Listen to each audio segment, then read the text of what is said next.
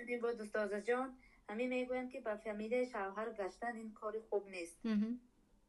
کار همین خوب آورده نیست. کردم. با فامیل شوهر گشتن در حقیقت کار خوب نیست قرار از روی شریعت. من پیشترم گفته بودم که در دولت‌های مسلمانی کسی رو برای به فامیل شوهرش نمیگذرانند، همه در فامیل خودش می ایستد.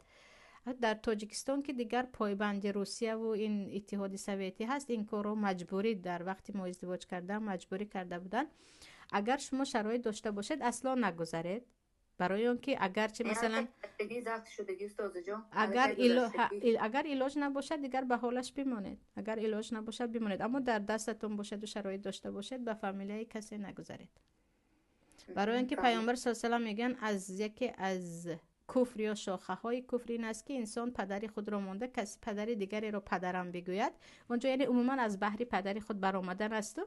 اگرچه ما وقتی به فامیلیای شوهر یا نسب شوهر میگذاریم از بحری پدر خود نمیبریم، ولی به هر حال در اون کاغذ نام پدر ما نیست میشه و رفته رفته، یعنی فامیلیای شوهر آچه آمدن میستد میگیره. استاد جان، آچه میستد فامیلیا اولش میشد ها این در فامیلیا.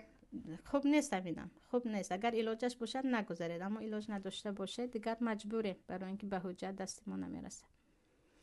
فهم استاد جان، جزاک سلامت الله خیرا. باشید. الله نگهبانتان.